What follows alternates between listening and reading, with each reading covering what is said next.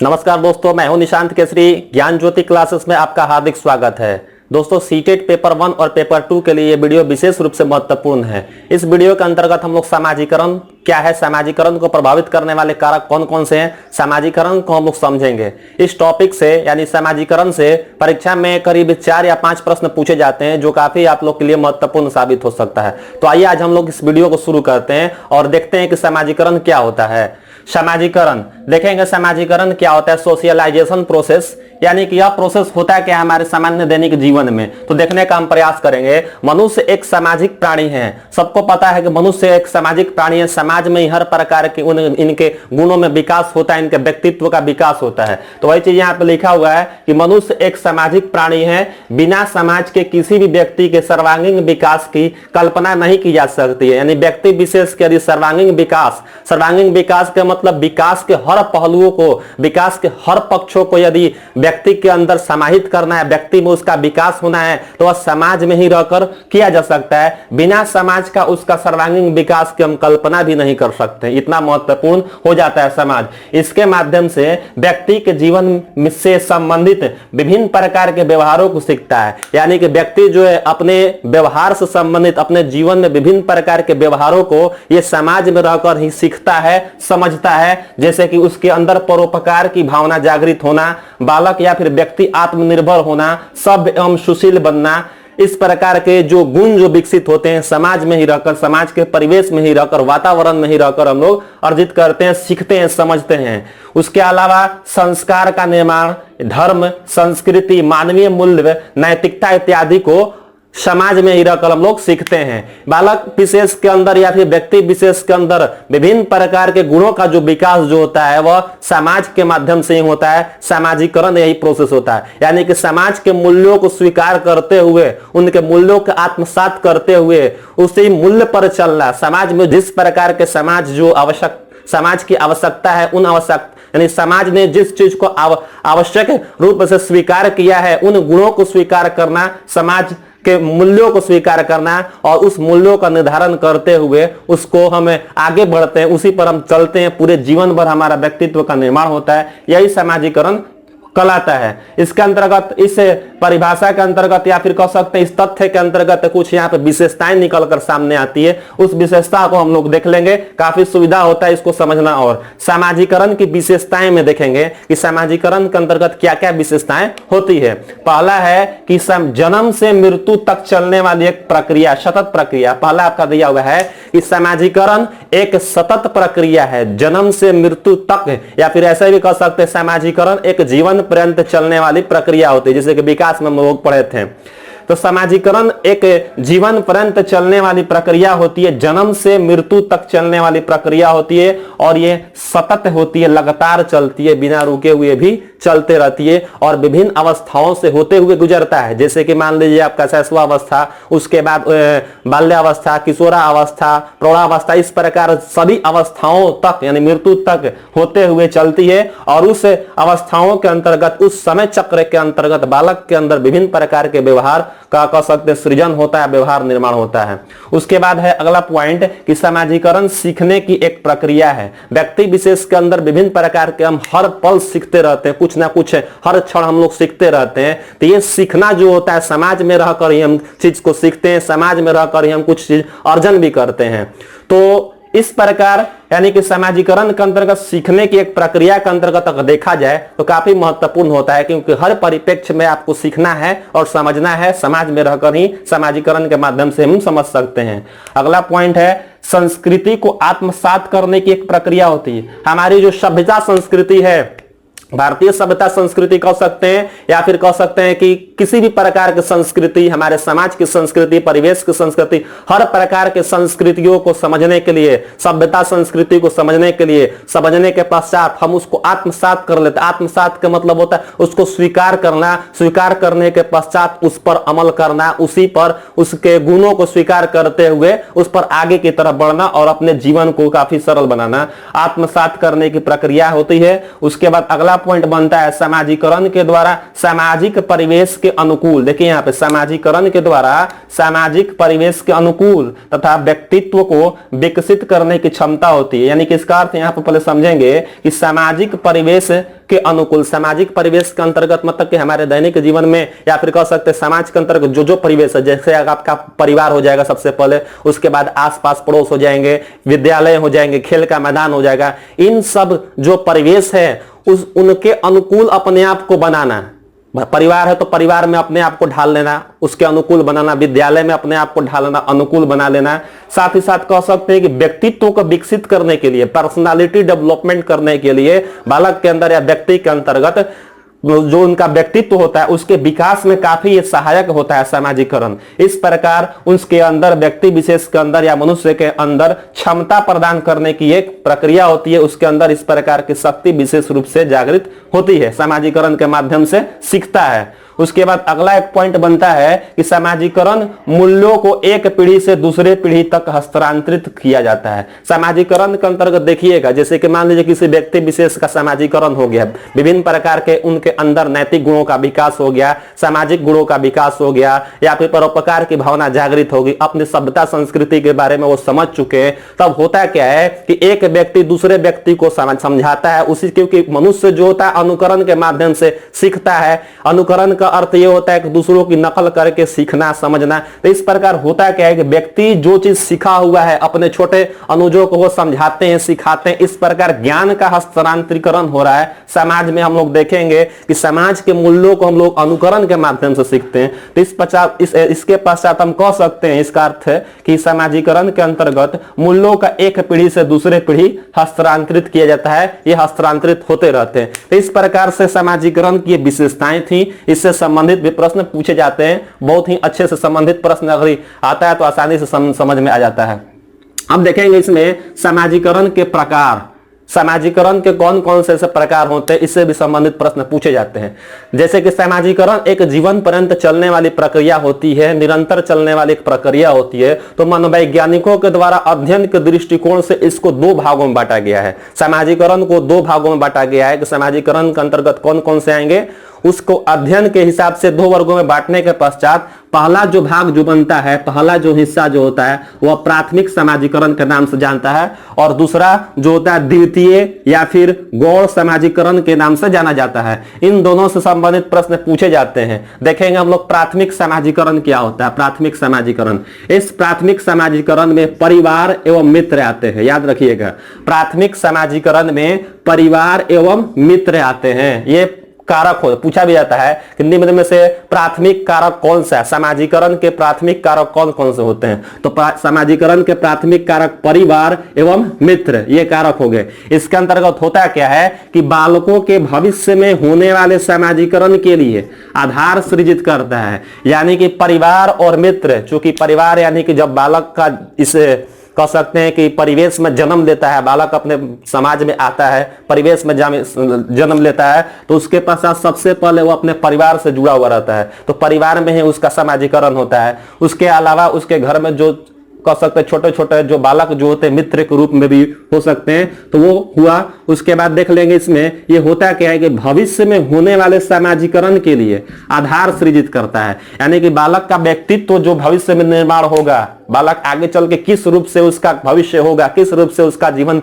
होगा, उसके लिए आधारशिला जो है इसी परिवार एवं मित्र के द्वारा रखी जाती है। इसी परिवार मित्र में बालक का समाजीकरण होता है, ये आपका महत्वपूर्ण होता है। दूसरा पॉइंट देखेंगे कि बालक अपने जीवन की शुरुआत करता है। बालक अपने जीवन की शुरुआत यही दो स्थान से करता है, क्योंकि जन्म लिया तो परिवार से ही आएगा, परिवार से उसका जीवन शुरुआत होती है। व्यवहारिक, ठीक है, व्यावहारिक ज्ञान सीखता है। व्यवहारिक ज्ञान, छोटा छोटा जो व्यवहारिक ज्ञान है, बड़ों का कह सकते हैं आदर करना या फिर शिष्टाचार सीखना, इस प्रकार माता पिता बालकों को सिखाते हैं। तो व्यावहारिक ज्ञान वो सीखता है परिवार में ही रहकर।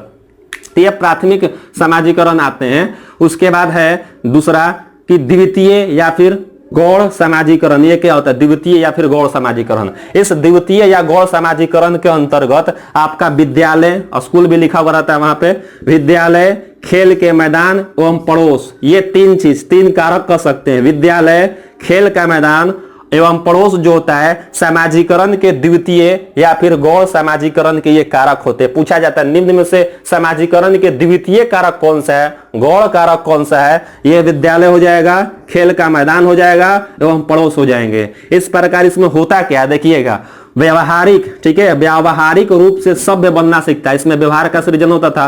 अब क्या होता है कि उसके व्यवहार में निखार आएगा, बालक अब सभ्य बनेगा, सुशील बनेगा, समाज में अपने आप को ढालने का प्रयास करेगा। ये चीज, ये सब गुण जो है बालक को सीखने में मदद करता है, ये द्वितीयक कारक। साथ ही साथ बालक के अंदर सहयोग की भावना विकसित होगी, बालक के अंदर सहयोग की भावना विकसित होगी, बालक एक दूसरे के मदद करेंगे। इस प्रकार के नैतिक जो गुण विकसित होता है समाजीकरण के द्वितीय घटक के अनुसार, द्वितीय कारक के अनुसार ही होता है। अगला है कि बालक के सर्वांगीण विकास में काफी सहायक है।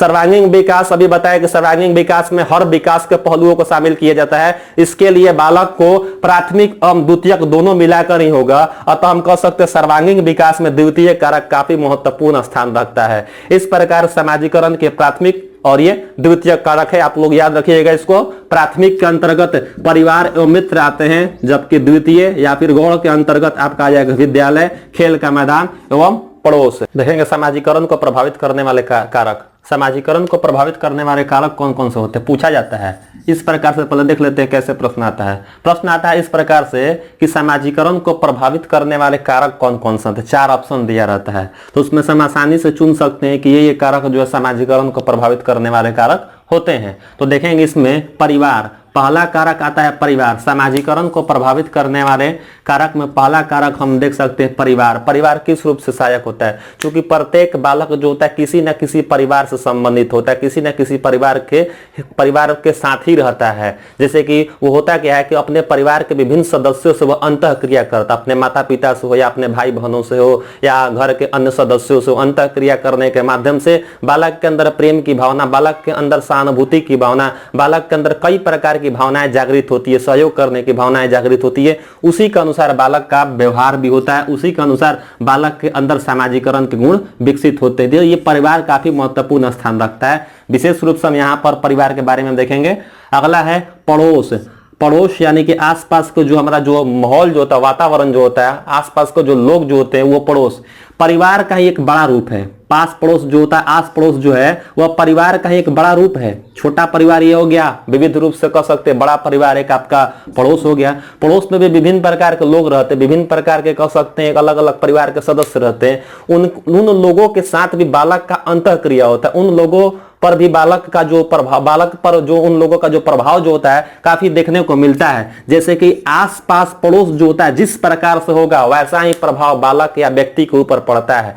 आसपास पड़ोस जो यदि सुसभ्य है, वहां पे अच्छे लोग रहते हैं, सकारात्मक माहौल है, तो इसका प्रभाव बालक पर देखने को मिलता है। ठीक इसके विपरीत मान लीजिए कोई पड़ोस है, वहां पे असभ्य लोग रहते हैं, तो इसका प्रभाव बालक पर देखने को मिलता है। यानी कि दोनों चीज है, सकारात्मक प्रभाव और नकारात्मक प्रभाव का पड़ना समाजीकरण के अंतर्गत बालक पर पड़ता है। अगला पॉइंट बनता है विद्यालय या स्कूल, ये कैसे बालकों पर प्रभावित करता है। जैसे कि बालक परिवार से आता है, परिवार के बाद जैसे ही वो अपना थोड़ा बड़ा हो जाता है, बाल्यावस्था में प्रवेश करता है, तो बालक जो है विद्यालय में प्रवेश करता है, विद्यालय जाने की अवस्था में पहुंच जाता है। तो विद्यालय में करता क्या है कि विद्यालय में विभिन्न प्रकार के विषयों को समझता है, अलग अलग विषय के बारे में जानकारी लेता है, तो विभिन्न प्रकार के विषयों का ज्ञान उसको प्राप्त होता है। साथ ही साथ सामाजिक नियम, जो भी आदर्श, रीति रिवाज, परंपराएं या फिर कह सकते हैं विश्वास, इन सब या फिर नैतिक गुण, इन सबों का विकास विद्यालय में होता है। तो विद्यालय भी मुख्य रूप से आपका कारक है समाजीकरण के अंतर्गत, मुख्य रूप से प्रभावित करने वाले कारक। चौथा आता है मित्र।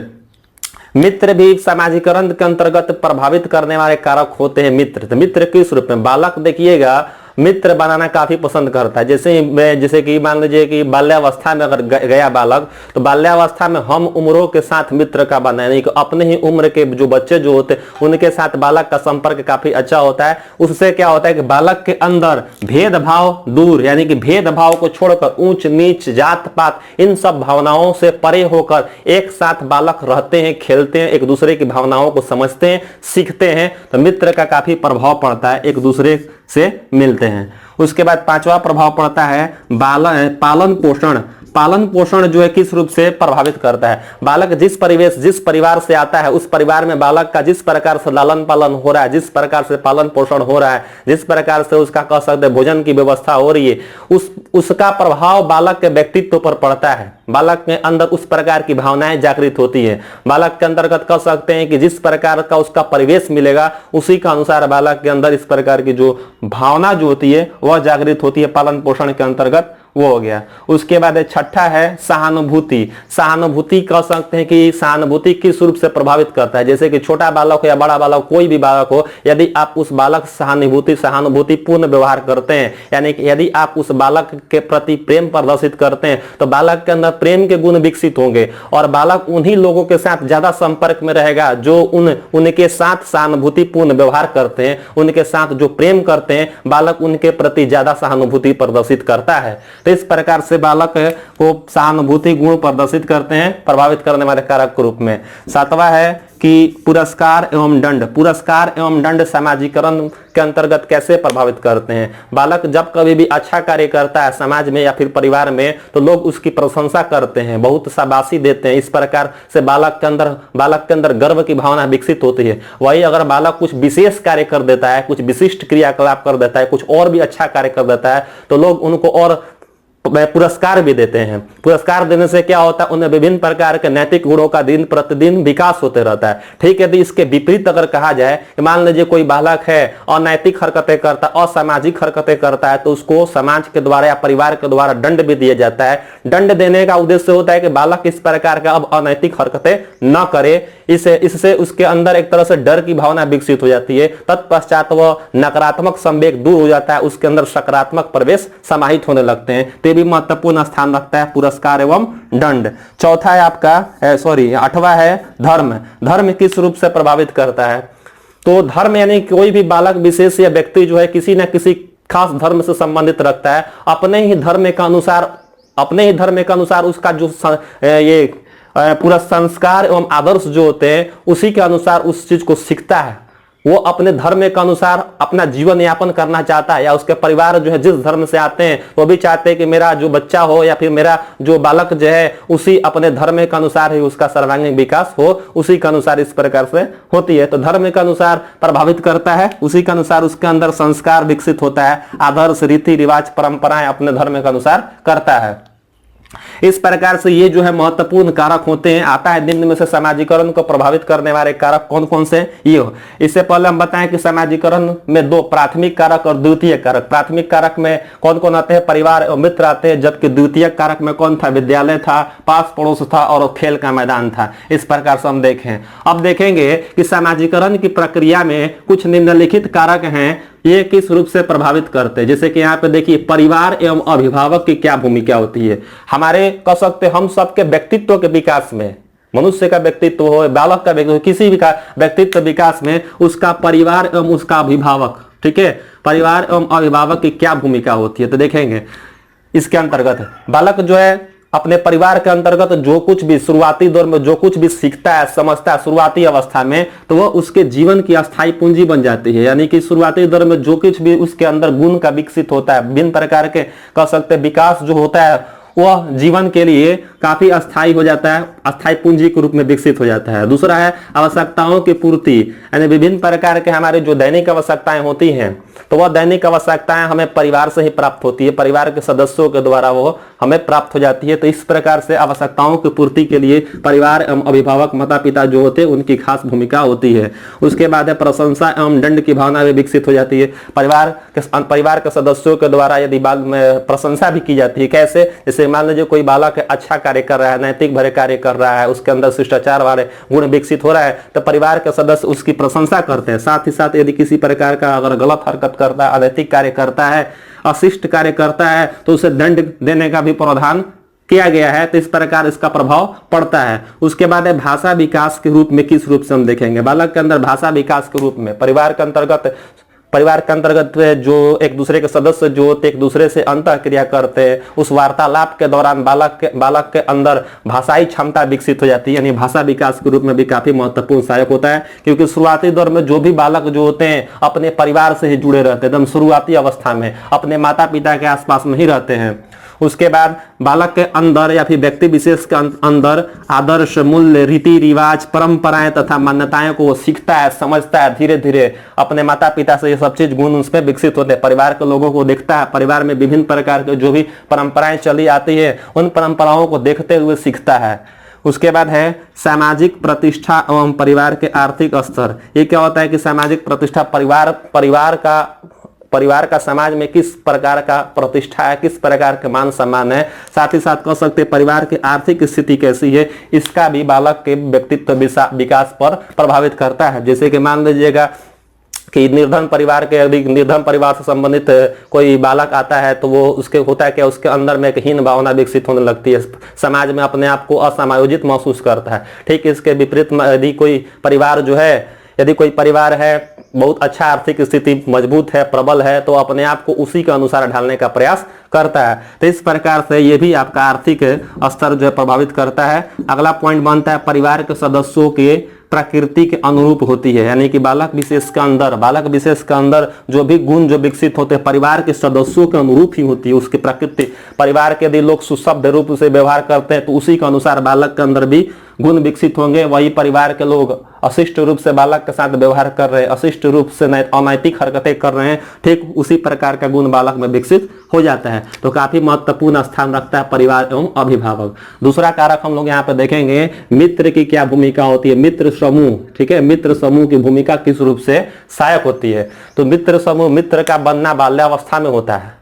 बाल्यावस्था यानी कि जैसे 5 वर्ष की समाप्ति हो जाती है, 6ठे वर्ष का जब प्रारंभ होता है तो उस अवस्था में बालक अपने परिवार से बाहर निकलता है और बाल्यावस्था में वो मित्र बनता है। मित्र भी कैसा बनता है, मित्र उसका हम उम्र का, यानी हम उम्र का, इसके पहले हम बताए थे। इसमें क्या होता है, समलिंगीय प्रति आकर्षण, बालक का बालक के प्रति, बालिका का बालिका के प्रति। साथ ही साथ यहाँ पे एक ही उम्र का, जैसे कि मान लीजिए अगर 8 साल का है तो लगभग 8 या 7 साल के बालक या बालिकाओं से ही उसका मित्र बनेगा, यानी हम उम्र, एक ही उम्र के साथ का मित्र का बनना, इस प्रकार से गुण विकसित होते हैं। साथ ही साथ मित्र जब बन जाते हैं तो उनके अंदर में भेदभाव रहित, यानी भेदभाव से दूर, ठीक है, भेदभाव से दूर होकर एक साथ रहते हैं, एक साथ खेलते हैं। इस प्रकार से उनमें ऊंच नीच की भावना का जो होती है उससे दूर होकर बालक के अंदर विकास होता है।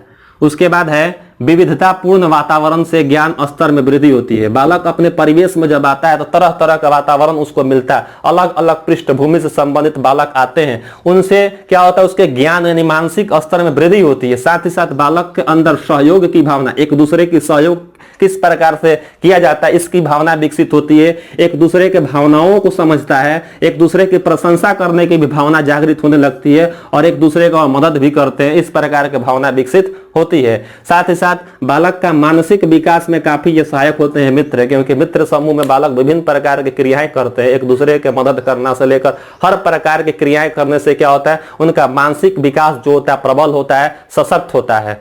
समाजीकरण प्रक्रिया के अंतर्गत शिक्षक का क्या भूमिका होता है, बालकों के ऊपर शिक्षक का किस रूप से प्रभाव पड़ता है, इसकी क्या क्या भूमिकाएं होती हैं। हम देखते हैं कि यहाँ पे लिखा हुआ कि विद्यालय शिक्षा का एक औपचारिक साधन है। इससे पहले जब बालक विद्यालय नहीं जाता है, परिवार में रहता है, तो अब परिवार में जिस प्रकार की वो शिक्षा प्राप्त करता है उसको हम अनौपचारिक शिक्षा बोलते हैं। परिवार एक अनौपचारिक शिक्षा का साधन है, माध्यम। वहां पे अनौपचारिक रूप से बालक जो है अपने माता पिता या फिर भाई बहन या फिर अन्य सदस्यों के साथ अंतः क्रिया करके सीखता है। जैसे ही बालक विद्यालय में प्रवेश करता है तो वहां पे उसको एक अलग माहौल मिलता है, एक अलग परिवेश मिलता है, जहां पर शिक्षक शिक्षिकाएं होती हैं, साथ ही साथ वहां पे अन्य बालक होते हैं जो उसके मित्र मंडली बन जाते हैं।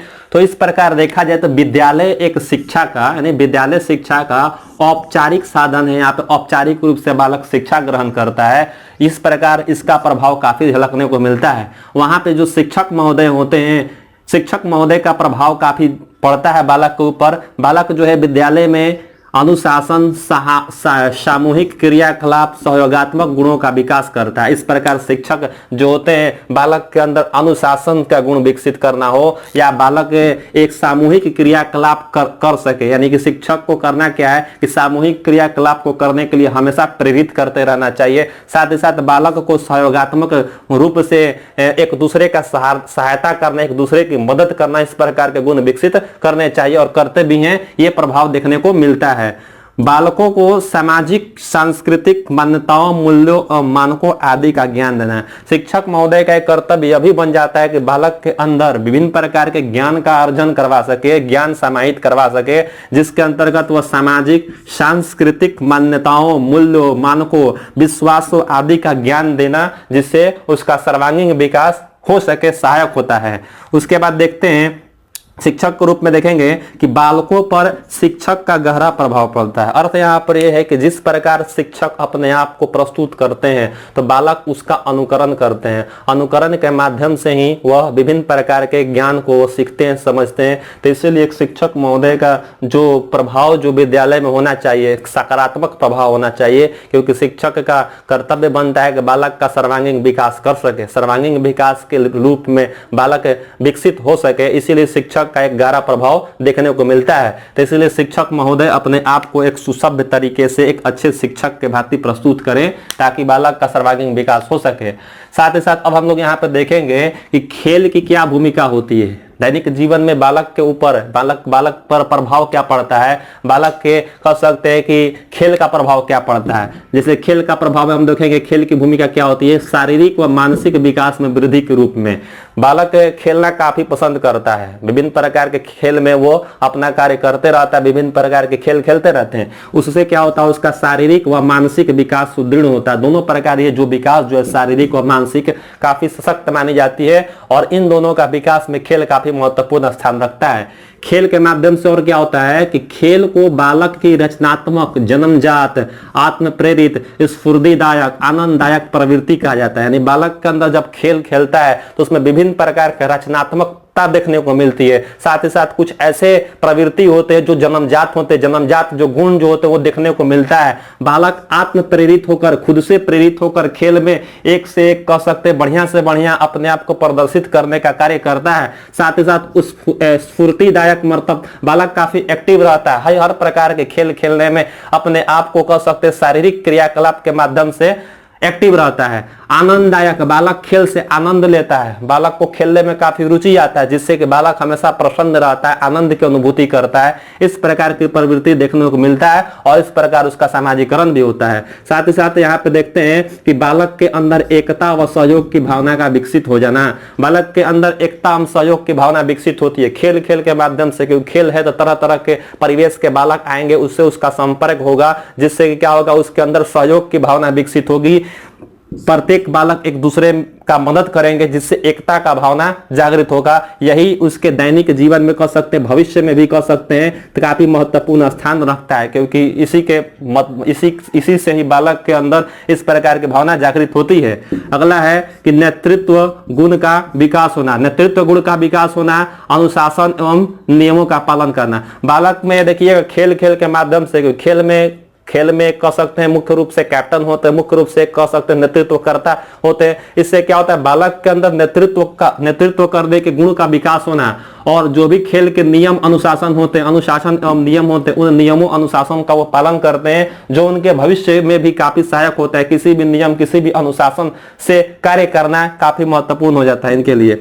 अगला है कि खेल में हार जीत तो होते रहती है। जब भी कोई खेल होता है तो एक टीम जीतता है, दूसरा टीम हार जाता है, इस प्रकार हार जीत होती रहती है। तो हार जीत से बच्चों के अंदर सहन शक्ति का विकास होता है, ताकि बालक जो है वह एक तरह से कह सकते हैं कि ज्यादा प्रभावित ना हो। बालक के अंदर सहनशील गुण का विकसित होना काफी महत्वपूर्ण जरूरी भी है, क्योंकि दैनिक जीवन में देखिएगा विभिन्न प्रकार के समस्या समाधान आते रहता है। उन समस्याओं समाधान में कह सकते हैं बालक कभी सफलता प्राप्त करता है तो कभी असफलता उसे हासिल होती है। इस प्रकार उसके अंदर सहन शक्ति की भावना जो जागृत होती है, इस खेल के माध्यम से जागृत होने देंगे। खेल जो है बालक के अंदर सहन करने की शक्ति, सहन शक्ति का विकास करने में महत्वपूर्ण स्थान रखता है। इस प्रकार हम लोगों ने देखा सामाजिकरण क्या होती है, सामाजिकरण की प्रक्रिया के अंतर्गत कौन कौन से कारक ऐसे होते हैं जो सामाजिकरण को प्रभावित करते हैं। साथ ही साथ यहाँ पर हम लोगों ने देखा कि अध्यापक की क्या भूमिका होती है, पास पड़ोस की क्या भूमिका होती है, खेल की क्या भूमिका होती है, शिक्षक की क्या भूमिका होती है, विद्यालय की क्या भूमिका होती है। इस प्रकार के कई तरह से विभिन्न प्रकार के प्रश्न बनाए जाते हैं, प्रश्न पूछे भी जाते हैं परीक्षा में। 4-5 प्रश्न इसी चैप्टर से आपसे पूछे जाते हैं, विभिन्न प्रकार के अलग अलग तरीके से पूछे जाते हैं। तो आज इतना ही रहेगा, और अगले वीडियो में हम लोग मनोविज्ञान से संबंधित और भी टॉपिक्स को पढ़ेंगे। आज के लिए इतना ही, धन्यवाद।